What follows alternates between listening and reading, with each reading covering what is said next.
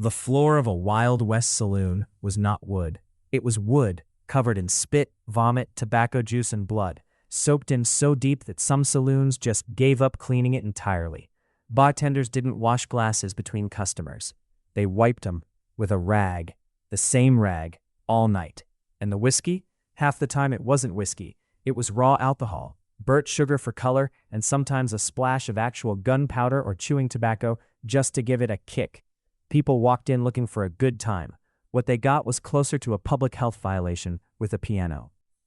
Hollywood loves a saloon. Swinging wooden doors, a piano player tickling the keys, a clean bar top, a bartender in a crisp vest, sliding a perfectly poured drink down the counter like he's auditioning for a magic trick. Real Wild West saloons looked nothing like that. Most were one cramped room, dirt floor, or a wood floor so filthy it might as well have been dirt. No swinging doors in winter. Too cold, they'd just freeze open or get nailed shut. The piano, if there even was one, was usually missing keys and permanently out of tune, because nobody was paying to have it fixed in a town that might not exist in 5 years. And the people inside weren't laughing outlaws having a grand old time. They were exhausted cowboys, miners, and railroad workers who'd just survived 16 hours of brutal labor and wanted one thing: to get drunk fast, cheap, and stop thinking for a while. The romance was added later, by movies, by people who never had to smell the inside of one. Let's start with the drink itself, because this is where things get genuinely disturbing. Whiskey in a frontier saloon was often a polite term for whatever the bartender mixed together that week.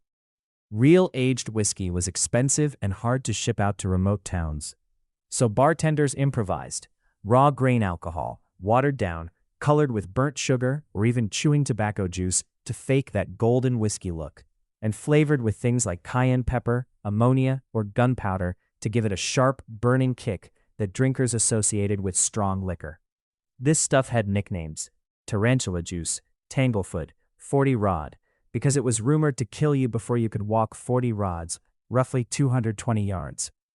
Some bartenders genuinely advertised their drinks using how dangerous they sounded, because customers wanted that. But it wasn't just the whiskey. Beer wasn't much better.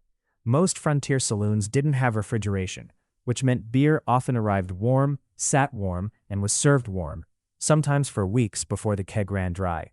Warm beer in a hot, dusty saloon went flat and sour fast, but customers drank it anyway, because the alternative was drinking nothing at all after a day that nearly broke their back. Now the glasses. In a busy saloon, there was no time, water, or interest in actually washing glassware between customers. Most bartenders kept one communal rag behind the bar. After a customer finished, the bartender would give the inside of the glass a quick wipe, sometimes literally just a once-over with the same cloth used on 20 other glasses that hour, and hand it right back out. Some saloons didn't even bother with individual glasses for certain drinks.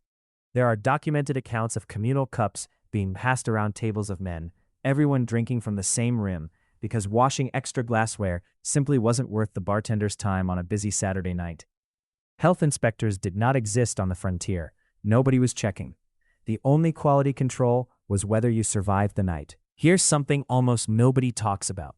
Saloons ran on a hidden economic system designed to squeeze every last cent out of you. And it was disturbingly clever. First, the floors. Saloon owners deliberately let sawdust pile up on the floor, not for cleanliness, but to soak up spilled drinks, tobacco spit, and vomit, so it didn't pool visibly. At closing, some saloons would literally sweep up that disgusting sawdust, and in genuinely documented cases, squeeze or distill leftover alcohol back out of it to resell. Yes, people were sometimes drinking recycled floor liquid. Nobody asked questions because nobody wanted the answer. Second, the bartenders themselves were trained salesmen, not friendly hosts. Many saloons paid bartenders partly on commission, meaning the more you drank, the more money he made personally. So bartenders developed tricks, pouring slightly smaller shots than advertised, watering down drinks late in the night when customers were too drunk to notice, and sometimes deliberately starting fights between rowdy customers because brawls drew in spectators, and spectators bought drinks to watch. There was also the gambling angle, which almost every saloon leaned on heavily. Card games, especially poker and faro, ran constantly in the back of the room, and saloon owners often took a cut of every pot, or owned the gambling tables outright. Some saloons even employed professional gamblers, quietly paid by the house, whose entire job was to look like an ordinary customer while subtly cheating newcomers out of their wages. A cowboy could walk in with 3 months of hard-earned pay and walk out broke before midnight, having never realized the deck was never really fair to begin with. Third, and this is the part that genuinely surprises people, many saloons doubled as the only bank, post office, and barber shop in town. The same building where you got blackout drunk might also be where you mailed a letter to your family the next morning, hungover, standing in the exact spot you'd thrown up 12 hours earlier. The entire system was built on one principle: keep you drinking, keep you spending, and worry about hygiene never. Now, for the worst-case version of all this, because frontier saloons had genuinely lethal failure points. That fake whiskey we talked about? It occasionally killed people. Methanol, a toxic cousin of regular drinking alcohol, was sometimes accidentally or carelessly mixed into batches by amateur bootleggers supplying remote saloons. Drink enough of the wrong batch, and you weren't just hungover the next morning. You were blind or dead. Frontier newspapers from this era occasionally reported entire groups of miners dying within hours of drinking from the same bad barrel. Then there's violence. Saloons were genuinely one of the most dangerous rooms in the entire American West, not because of dramatic quick-draw duels like the movies show, but because of drunk men, hidden knives, and zero law enforcement anywhere nearby. Most frontier towns had one undersized sheriff, if they had one at all, covering an area the size of a small country. A bar fight could escalate, someone could die, and the nearest actual law might be 3 days' ride away. Some saloons got so used to violence that owners simply built their business around expecting it.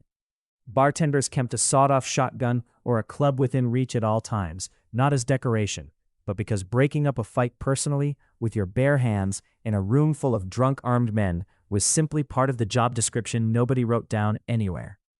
And disease spread through saloons at a disturbing rate.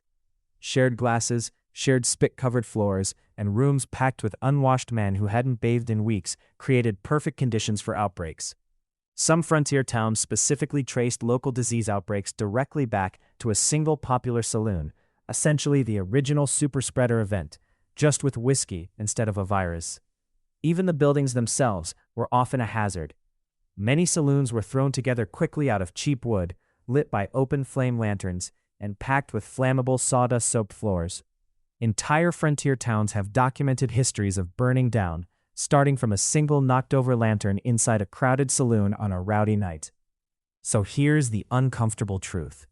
The Wild West Saloon wasn't a glamorous outlaw hangout. It was a dirty, dangerous, occasionally lethal room that men walked into anyway every single night because exhaustion and loneliness are powerful enough to make almost anything feel worth the risk. And maybe that's the real story here. Not the whiskey, not the fights, but how far people will lower their standards just to feel a little less alone at the end of a brutal day. Because if a recycled sawdust drink served in an unwashed glass by a man who might start a fight just to sell more whiskey was still worth walking miles for, you start to wonder what people back then were really running from.